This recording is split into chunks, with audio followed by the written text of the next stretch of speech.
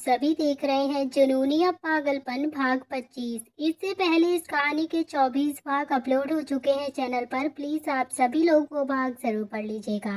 तो आप सब ने अब तक पढ़ा था, रणवीर अवनी को बचा लेता है और अपने गोवा के पैलेस में उसे लेकर आता है, जहां वो ईरा और एली से बोलता है अवनी के कपड़े चेंज कराने के लिए, और इतना बोलकर वो वहां से चला जाता है। मगर जो ईरा थी वो बहुत ही ज्यादा कंफ्यूजन से बोलती है, यहाँ तो कोई भी लड़की के कपड़े ही नहीं है, हम इन्हें क्या पहनाएंगे। तो आप देखते हैं आगे। एली घबरा कर ईरा को देखते हुए बोली, अरे तू इतना ज्यादा डरा क्यों रही है यार, वैसे ही यहाँ पर मेरी वाट लगी पड़ी है, कुछ सोच वरना बॉस क्या करेंगे वो तो उन्हें भी नहीं पता होगा। एली की बात सुनकर दोनों कुछ सोचने लगी और तभी ईरा के दिमाग में एक आइडिया आया और वो हवा में चुटकी बजाकर बोली, मेरे पास एक प्लान है, तू रुक मैं अभी आती हूँ। ईरा की बात सुनकर एली कुछ बोलने ही वाली थी, पर तब तक ईरा वहां से जा चुकी थी। थोड़ी देर के बाद ईरा जब वापस आई तो उसके हाथ में एक शर्ट थी। उसे देखकर एली काफी कंफ्यूजन से पूछने लगी कि ये सब क्या है ईरा। तो एली का जवाब जानने के लिए ईरा हंसते हुए बोली कि ये बॉस की शर्ट है, हमारी प्रॉब्लम का सलूशन। ईरा की बात सुन एली कुछ सोचते हुए बोली, क्या ये सही रहेगा, क्योंकि ये बॉस की शर्ट है, अगर वो नाराज हो गए तो। ईरा एली को समझाते हुए बोली, तब की तब देखी जाएगी, मगर अभी के लिए ये बेस्ट ऑप्शन है, क्योंकि यहाँ पर कोई भी शॉप नहीं है। और तूने क्या उस दिन मैम के गले पर वो निशान नहीं देखे थे क्या, जो तू इतना ज्यादा सोच रही है, बोल। तो एली भी गहरी सांस छोड़कर ईरा से बोली कि ठीक है, चल ठीक है, अब जो होगा वो देख लेंगे, वैसे भी हमें इस इंसान को भी तो ढूंढना है ना, इसके पीछे कौन है, एक बार मिल जाए ना तो बस छोड़ेंगे नहीं हम उसे। ईरा हंसकर बोली, तुझे क्या लगता है कि तेरे बोलने की जरूरत है, हमसे पहले तो बॉस ही उसका नामो निशान मिटा देंगे। एली हंसकर बोलती है कि हाँ सही कहा, बॉस जान से ही ज्यादा प्यार करते हैं मैम से, तो उसका तो बचना मुश्किल है, एक खरोच भी बर्दाश्त नहीं कर सकते हैं वो तो मैम पर। ये सब तो छोड़, पहले मैम को चेंज करवाते हैं। उन दोनों ने अवनी का गाउन उतारा और उसे रणवीर की शर्ट पहना दी। हीरा ने इस गाउन को सोफे पर रखा और एली ने अवनी को ब्लैंकेट से कवर कर दिया और बाद में वो दोनों वहां से चली गई। उनके जाने के 5 मिनट बाद ही रणवीर कमरे में आया और उसने देखा कि अवनी अभी भी बेहोश है, तो वो भी चेंज करने के लिए चला गया और वो बाहर आया तो उसने सिर्फ पैंट पहनी हुई थी। रणवीर ने अवनी को देखा जिसने उसकी ही शर्ट पहनी हुई थी। उसने कुछ सोचा और खुद से बोला, यहाँ तो जान के कपड़े भी नहीं है, तो इसीलिए शायद उन दोनों ने मेरी ही शर्ट पहनाई होगी। अवनी और ब्लैंकेट सिर्फ उसकी कमर तक ही था, तो अवनी के बाल खुले थे और उसके शर्ट के ऊपर के 2 बटन भी खुले हुए थे। तो रणवीर की शर्ट जो व्हाइट कलर की थी वो थोड़ी सी पतली भी थी, जिस वजह से अवनी जो ब्रा पहने हुए थी वो भी हल्की दिख रही थी। रणवीर जो अवनी को देख रहा था उसका गला सूखने लगा था। रणवीर ऊपर से अवनी के बटन खोले होने की वजह से उसका सीना भी नजर आ रहा था, तो जिसे देखकर रणवीर के दिल में अब हलचल शुरू हो गई थी और उसने अपनी आंखें बंद की और गहरी सांस लेकर खुद से बोला कि स्टॉप इट रणवीर राय, वो तेरी ही है और तुझे इतना सोचने की जरूरत नहीं है, ऐसे उसे देखना बंद कर, अभी भी वो बेहोश है, तू अगर उसके साथ कुछ भी करेगा ना तो गलत होगा, और वैसे भी वो ज्यादा दिन तुझसे दूर नहीं रहने वाली है, so control your emotions. Ranveer ने भी अपनी आंखें खोली और अवनी के साइड में आकर लेट गया और उसने अवनी को अपनी तरफ खींचा और खुद से सटा दिया। तो रणवीर पहले ही जो काफी ज्यादा बेचैन था अवनी को लेकर, ऊपर से उसे ढूंढने में उसने जी जान लगा दिया था, जिस वजह से वो काफी ज्यादा थक गया था, इसीलिए बेड पर जाते ही वो नींद में आ गया और दोनों ही एक दूसरे की बाहों में गहरी नींद में सो गए। तभी इधर दूसरी तरफ एक आदमी जो अपने आदमियों पर जोर से चिल्ला रहा था, वो दोनों अब तक पहुंचे क्यों नहीं, मैंने पूरा 1 महीना वेट किया है उसका, और जब वो मिल गई है तो तुम गधों ने सिर्फ 2 आदमी भेजे हैं और वो भी अनप्रोफेशनल आदमी भेजे हैं, तुम दोनों को तो मैं जान से मार दूंगा और उन दोनों को भी, पता करो कहाँ है वो लोग, वरना तुम सब जान से जाओगे, समझे? अब मेरा मुंह क्यों देख रहे हो? निकलो यहाँ से। उनके जाने के बाद वो आदमी सारी चीजें तोड़ फोड़ करने लगा। उसे बहुत ही ज्यादा गुस्सा आ रहा था और वो एक वजह यही थी कि वो दीवार पर अपना मार कर मुक्का बोलता है, अवनी शर्मा, इतनी आसानी से नहीं जाने दूंगा तुम्हें। तुम जानती नहीं हो मुझे। राका, राका नाम है मेरा। मुझे जो चीज पसंद आ जाती है उसे हासिल किए बगैर नहीं छोड़ता हूँ। राका की पसंद हो तुम, ऐसे तो तुम्हें नहीं जाने दूंगा। पाताल से भी ढूंढ लूंगा। राका गुस्से से चेयर पर बैठ के एक सिगरेट जलाकर उसका धुआं ऊपर की तरफ छोड़कर बोला, जानता हूँ कि मुश्किल हूँ तुम्हें ढूंढना, मगर क्योंकि मुझे लगा कि तुम सिर्फ पढ़ाई करने के लिए गई हो, इस वजह से सिर्फ नजर रखी थी तुम्हारे कॉलेज पर। और जब तुम पहले दिन आई थी तो ही मुझे पता चला कि तुम। तभी इतना बोलकर वो आदमी गुस्से से अपनी आंखें लाल करते हुए खड़ा हो गया। सुबह का वक्त था। दुनिया से बेखबर रणवीर और अवनी एक दूसरे को हक करके सो रहे थे और इस वक्त सुबह के 9 बज रहे थे। वैसे ही के बीच में अवनी रणवीर के सीने में अपना मुंह छुपाए हुए सोई हुई थी कि अब वो उठने लगी थी। उसने नींद में ही याम करते हुए अपनी आंखें खोली तो उसकी नजर रणवीर के चेहरे पर गई, जो उसे ही देख रहा था। तो रणवीर को देखकर अवनी भी धीरे से मुस्कुराई और फिर से उसके सीने में अपना मुंह छुपा लेती है। तो रणवीर पहले ही उठ चुका था, पर तभी भी अवनी अभी होश में आई ही थी और उसकी आंखें बड़ी हो गई थी, क्योंकि उसे लगा कि वो कोई सपना देख रही है। पर जल्द ही उसका भ्रम टूट गया था। रणवीर ने उसके गालों पर किस करके बोला, गुड मॉर्निंग जान, आप कैसी हो? तभी रणवीर की ये बात सुनकर अवनी हड़बड़ा गई और रणवीर को धक्का देकर बेड से उठ गई। तो रणवीर भी बेड से उठ गया और खड़े होने के बाद अवनी को कल की सारी बातें याद आने लगती हैं तो उसका दिल डर से भर गया। उसकी आंखें नम हो गईं और रणवीर ने जब अवनी को देखा तो जल्द ही उसके पास गया और उसे अपने सीने से लगा लिया। तो रणवीर की बाहों में जाते ही अवनी जोर जोर से रोने लगी। तभी रणवीर ने उसके बालों पर हाथ फेरा और धीरे से बोला, नहीं जान। तो अवनी ने भी रणवीर को कसकर गले लगा लिया और रणवीर का प्यार भरा टच महसूस करके अवनी सुबकते हुए बोली, रणवीर रणवीर, वो लोग मुझे किडनैप के मारे। अवनी से बोला भी नहीं जा रहा था, वो बस रोई जा रही थी। उसकी आंखों में आंसू देख रणवीर को गुस्सा आ रहा था, पर इस वक्त अवनी को संभालना चाहता था वो। रणवीर ने अवनी को शांत करते हुए कहा कि जान, स्टॉप क्राइंग, कुछ नहीं हुआ है, देखो सब कुछ ठीक है, तुम भी ठीक हो और मैं भी तो हूँ यहाँ पर, तो प्लीज रोना बंद करो। रणवीर की बातों का अवनी पर कोई भी असर नहीं हो रहा था, वो अभी भी बस रोए जा रही थी। तो रणवीर ने कुछ सोचा और अवनी को पकड़कर बेड पर पटक दिया और वो इससे अलग बिल्कुल भी नहीं हुआ था, उल्टा उसके ऊपर आ गया और उसे अपने करीब खींचकर उसने अपने होंठ अवनी के कॉलर बोन पर रख दिए। अवनी जो अभी रो रही थी, जैसे ही ये एहसास होता है कि रणवीर क्या कर रहा है, उसकी आंखें बड़ी हो गईं और वो अचानक ही रोते रोते रुकी और रणवीर को दूर करने ही वाली थी कि तभी रणवीर उसके शर्ट के बटन खोलना शुरू कर देता है और साथ ही रणवीर अवनी के कॉलर बोन पर बाइट भी कर रहा था। तो अवनी को समझ नहीं आया कि वो क्या करे और उसने अपने हाथ रणवीर के सीने पर रखे और उसे दूर ढकेलने लगी। पर रणवीर कहाँ दूर होने वाला था, उसने अवनी का लास्ट बटन भी खोल दिया और फिर रणवीर की इस हरकत पर अवनी पूरी तरह से शर्मा के डूब गई थी। अपने ही लाज में उसने अपने दोनों हाथ अपने चेहरे पर रखे और रणवीर के सीने में छुपा गई। तभी अवनी को देख रणवीर उससे अलग हुआ और उसे देखने लगा, जो इस वक्त काफी ज्यादा शर्मा रही थी। वो काफी मुस्कुरा कर अवनी के बटन बंद करने लगा और इसके बाद रणवीर अपने हाथ के एक कोहनी पर अपना सिर रख दूसरे हाथ से अवनी के हाथों को हटाने लगा। तभी अवनी अपना चेहरा भी नहीं दिखाना चाहती थी, जिस वजह से अपने हाथ वो नहीं हटाती है। तो रणवीर उसे देखकर तिरछा मुस्कुराया और बोला कि जान, अपनी आंखें खोलो वरना हम फिर से बटन खोल देंगे। तो रणवीर की इतनी बेशर्मी भरी बातें सुनकर अवनी ने जल्दी से अपने हाथ हटाए और रणवीर को घूरने लगी। उसे घूरता हुआ देख रणवीर बोलता है कि आपके घूरने से कुछ नहीं होगा, तो इस तरह से घूरना बंद कर दो मुझे। रणवीर की बात सुनकर अवनी गुस्से से बोली, आप इतने बेशरम क्यों हैं? तो रणवीर बेड पर सीधा लेटकर बोला, क्योंकि आप इतनी हॉट एंड सेक्सी हैं इसलिए।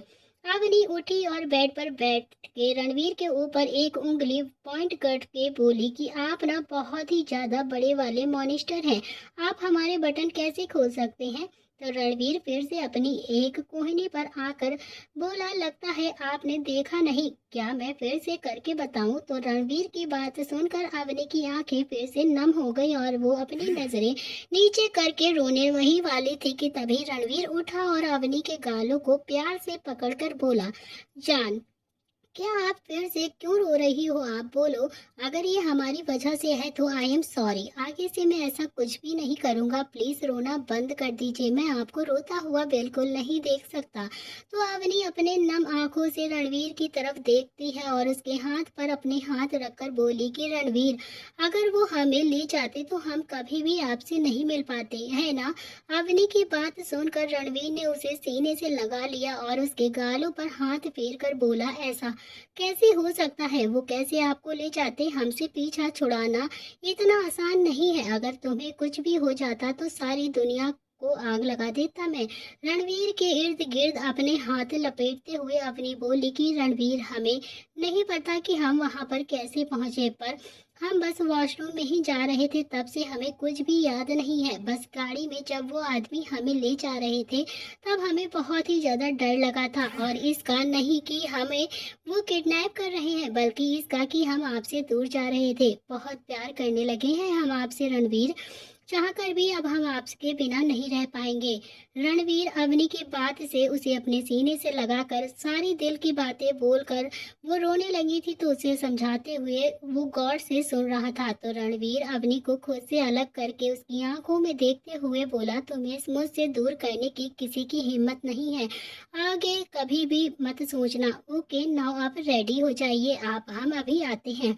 इतना कहकर रणवीर थोड़ा मोड़ा ही था कि उसका हाथ पकड़ते हुए अवनी बोलती है कि रणवीर, हमारे कपड़े किसने चेंज किए हैं? तो अवनी की बात सुनकर रणवीर के चेहरे पर एक शरारती मुस्कान आ गई और वो एक टक बस अवनी को देखने लगा, और रणवीर थोड़ा सा मुड़ा और अवनी की कमर को पकड़ लेता है और रणवीर ने अपना चेहरा अवनी के करीब किया और धीरे से कूल वॉइस में बोला कि वो यहाँ पर तो कोई भी नहीं था ना, तो हमने ही आपके कपड़े चेंज किए हैं, और हम सच कह रहे हैं, हमने आंखें बिल्कुल भी बंद नहीं की थी।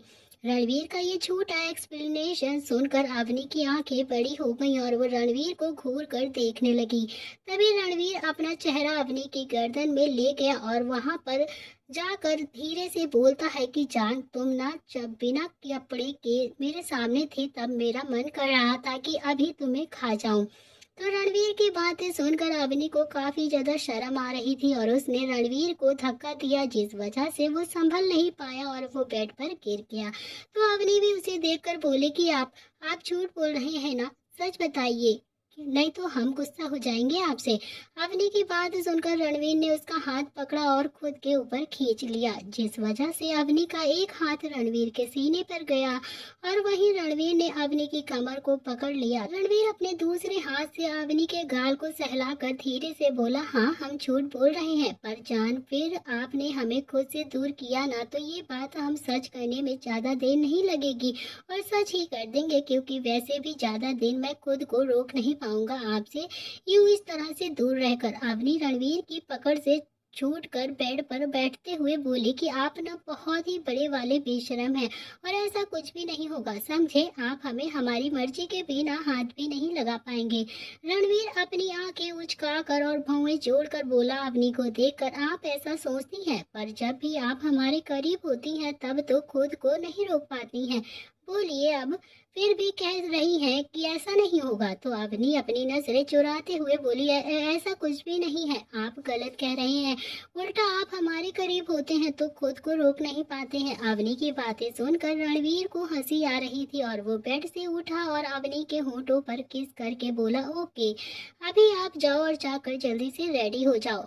नहीं तो फिर से हम आपके साथ कुछ कर देंगे। जाओ, मैं आपके लिए कपड़े भेजता हूँ। रणवीर वहां से क्लोजेट में चला गया तो वहां से उसने जिम वाले कपड़े पहने हुए थे और वो बाहर चला गया। तो बाहर जाते ही रास्ते में उसे एली और ईरा दिखी, तो उन्हें देखकर रणवीर वहीं पर रुक गया और उसने अपने दोनों हाथ पैंट के पॉकेट में डाले ही थे और ईरा और एली रणवीर को देखकर उसके पास आई। तो इस वक्त उनके हाथों में बैग्स थी। रणवीर की नजर उन दोनों पर ही थी।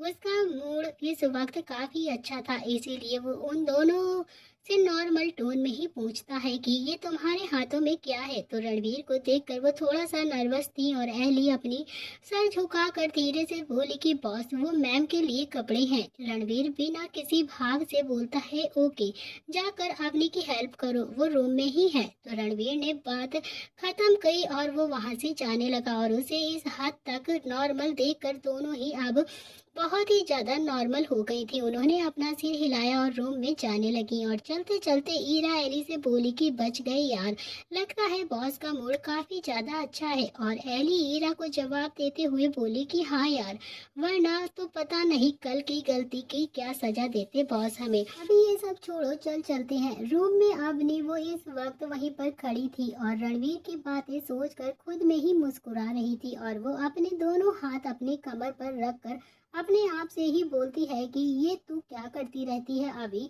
ये तू सब क्या सोच रही है, फालतू की चीजें। लगता है तू भी मिस्टर मॉनिस्टर के जैसे ही बेशरम होती जा रही है। पर क्या करें, वो इतने हॉट क्यों है, मैं क्या करूं, जब तक वो मेरे हाथ नहीं आते हैं मुझे भी अच्छा नहीं लगता। अगर वो किसी और के सामने उन्होंने अपनी ये हॉटनेस दिखाई तो मैं छोड़ूंगी नहीं उन्हें। अवनी अपने आप में ही गुम थी कि तभी दरवाजे पर नॉक हुई और आवाज से अवनी बोलती है कि कौन है। तो एली जवाब देते हुए बोलती है कि मैम हम हैं, एली और ईरा। तो अवनी अपने हाथ कमर पर से हटाकर बोलती है कि तुम हो तो ठीक है, अंदर आ जाओ।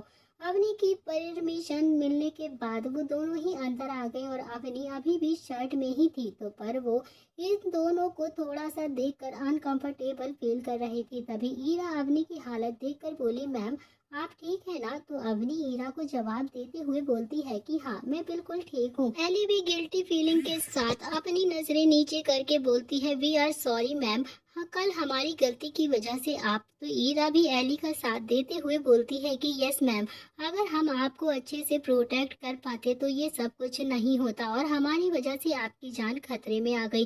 अवनी को बहुत बुरा लगा कि उनकी माफी सुनकर, क्योंकि अवनी उन दोनों की तरफ देखकर बोलती है कि अरे माफी क्यों मांग रही हो, तुम्हारी तो कोई गलती ही नहीं है, वो तो गलती तो मेरी है, माफी तो हमें मांगनी चाहिए आप दोनों से। अवनी की बात सुनकर एली इमोशनल होकर अवनी को गले लगा लेती है और बोलती है, आप बहुत अच्छी हैं अवनी मैम।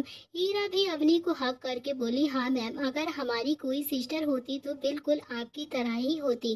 तो अवनी भी हंसकर ईरा और एली से बोलती है कि तुम दोनों मुझे रुलाना चाहती हो क्या, जो इतनी सेंटी बातें कर रही हो। बोलो ये क्या लगा रखा है तुम दोनों ने कि होती तो तुम दोनों मेरी सिस्टर ही हो, समझी। मैं आप दोनों को अपनी सिस्टर बोलती हूँ और आगे से कभी ये मत कहना। हीरा और एली अवनी से अलग हो गई और उसे देखकर बोली, मैम ये हम कुछ कपड़े लेकर आए हैं आपके लिए। अवनी उनके हाथों में वो बैग लेकर बोलती है कि क्या कल तुम दोनों ने मेरे कपड़े चेंज किए थे। तो अवनी का सवाल सुनकर ईरा और एली एक दूसरे की तरफ देखने लगी और मुस्कुराने लगी।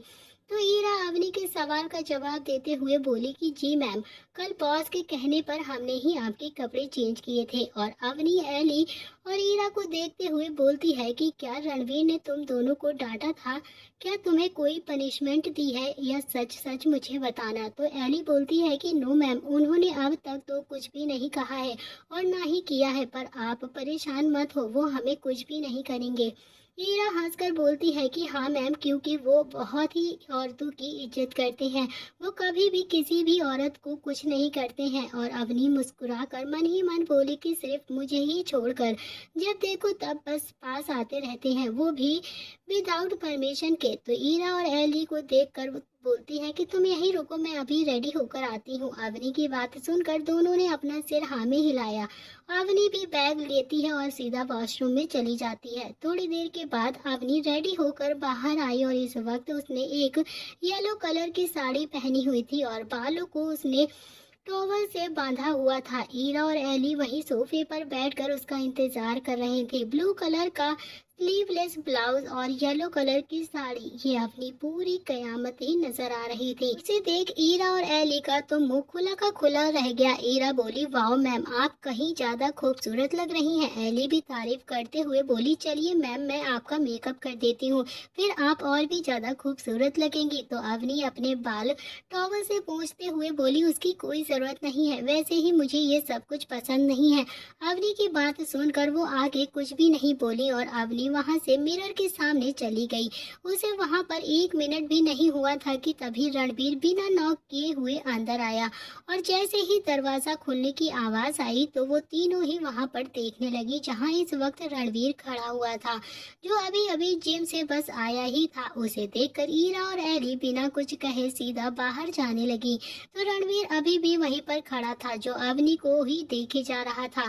तो वहीं अवनी को रणवीर को देख कर रही थी। उन दोनों को देख लग रहा था कि अभी कोई भी मैजिक होने ही वाला है। तभी अवनी अपनी नजर हटाकर सीधा मिरर में देखकर बोलने ही वाली थी कि तभी रणवीर ने उसे देखा और मुस्कुराकर सीधा वॉशरूम की तरफ जाने लगा। और उसके जाने के बाद अवनी ने अपने दिल पर हाथ रखकर बोला कि क्या कर रही है अभी तू? पहली बार थोड़ी देखा है तूने उन्हें, ये बच्चों वाली हरकतें बंद कर, नहीं तो क्या सोचेंगे मिस्टर मॉनिस्टर तेरे बारे में। अवनी ने कह तो दिया, पर अब उसे रणवीर का लुक याद आ रहा था, जिसमें इसके बाल बिखरे हुए थे और चेहरे पर पसीना, उस पसीने में भीगी हुई उसकी बॉडी, जिसमें वो उसके वी शेप 8 एब्स साफ नजर आ रहे थे। मस्कुलर चेस्ट जो ऊपर की तरफ बटन खोले होने की वजह से साफ नजर आ रहे थे और न चाहते हुए भी वो सब कुछ वो सोचने लगी थी जो उसे नहीं चाहिए था। रणवीर का हाल भी अवनी को देखकर ऐसा ही था, जैसे अवनी की पतली कमर, उसका स्लिम फिगर, हल्के गीले बाल जिनकी लटें उसके गालों पर आ रही थी, उसी बालों का पानी जो उसकी गर्दन पर गिर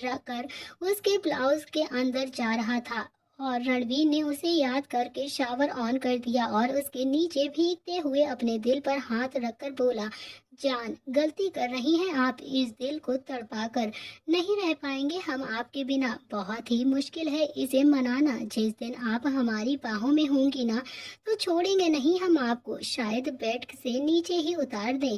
तकलीफ तो होगी आपको जो हमें मंजूर नहीं है। तभी रणवीर ने अपनी आंखें बंद की और गहरी गहरी सांस लेने लगा और जैसे वो खुद को शांत करने की कोशिश कर रहा हो, तभी शावर का ठंडा पानी भी उसकी कोई मदद नहीं कर पा रहा था।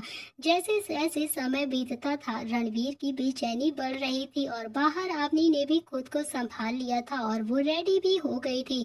अवनी ने रेडी होने के बाद पूरा रूम देखा, पर अचानक उसे रूही का ख्याल आया तो वो अपना फोन उठाकर ढूंढने लगी, पर उसे पूरे रूम में कोई भी फोन नहीं मिला।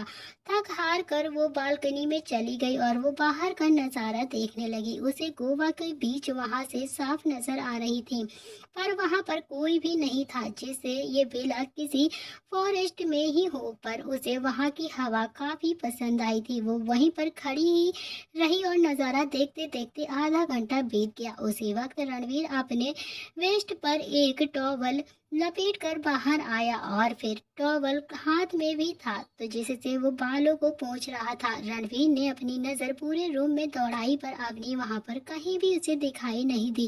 फिर उसने बालकनी में देखा, जहां अवनी अपने दोनों हाथ फैलाकर हवाओं को महसूस कर रही थी। उसे देखकर रणवीर का दिल जोर से धड़कने लगा और उसके हाथ से टॉवल नीचे गिर गया। रणवीर का दिल जो बड़ी ही मुश्किल से माना था, वो फिर से अब बगावत कर रहा था और उसकी नजर बार बार अवनी की कमर पर जा रही थी, जो बस हवा की वजह से ज्यादा ही रिवेल हो रहा था। उसके बाल जो हवा में लहरा रहे थे और रणवीर ने उसे देखा और अपनी आंखें बंद करके एक गहरी सांस ली और उसके बाद वो अवनी की तरफ बढ़ गया। तो रणवीर अवनी के एकदम करीब पहुंच गया था और उसकी कमर के इर्द गिर्द अपने दोनों हाथ लपेटते हुए उसने अपना चेहरा अवनी के शोल्डर पर रखा और अपनी आंखें बंद कर दी। तो अचानक ही किसी को अपने इतने करीब महसूस कर कर अवनी भी काफी ज्यादा घबरा गई और उससे छूटने की कोशिश करने लगी।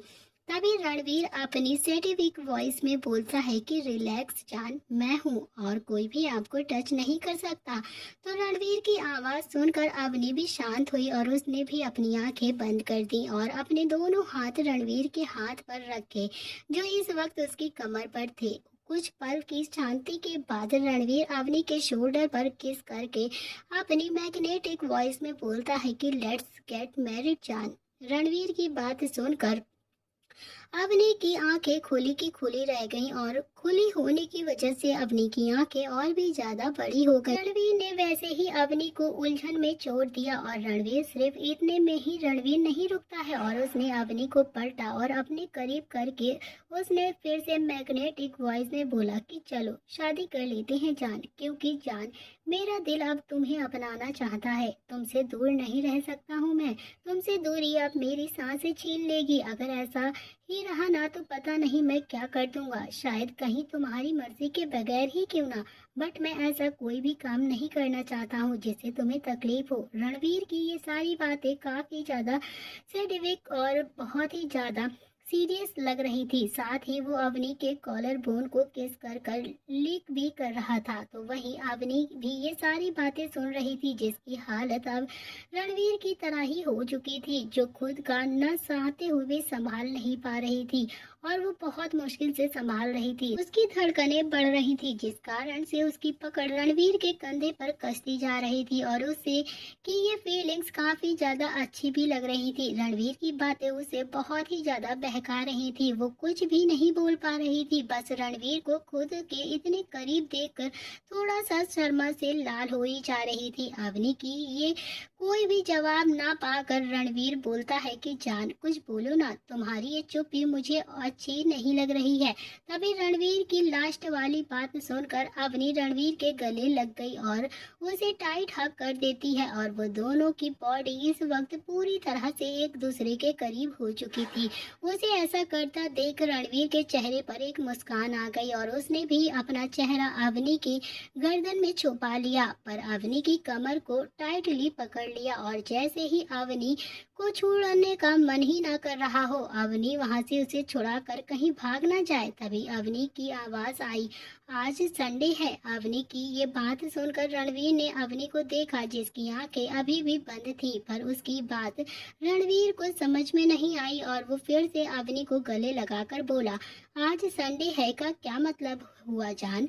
अवनी रणवीर की बाहों में ही स्माइल करते हुए बोलती है कि हमारे कहने का मतलब था कि आज संडे है, मतलब कोर्ट बंद है और तो और हम मुंबई में भी नहीं है। अवनी की बात सुनकर रणवीर ने अपनी आंखें खोली और अवनी से दूर होकर उसके दोनों कंधे को पकड़कर हैरानी से बोला कि तुम क्या बोल रही हो जान, क्या तुम सच में। रणवीर हैरानी से समझ नहीं पाया था कि अवनी क्या बोल रही है। अवनी ने भी हंसकर अपनी आंखें खोली और रणवीर के होठों पर लाइट किस करके बोला कि यस यस मिस्टर मॉनिस्टर, आप जैसा सोच रहे हैं वैसा ही, हम भी आपसे दूर नहीं रहना चाहते हैं, हम भी आपसे शादी करना चाहते हैं। तो अवनी की हाथ सुनकर रणवीर के खुशी का तो ठिकाना ही नहीं रहा और वो जोर जोर से हंसने लगा और उसने अवनी को अपनी गोद में उठाया और चारों तरफ गोल गोल घुमाने लगा। रणवीर का पागलपन देखकर अवनी भी खिलखिलाकर हंसने लगी और उसने भी अपने एक हाथ को रणवीर के गले में डाला और दूसरे हाथ को हवा में लहराने लगी।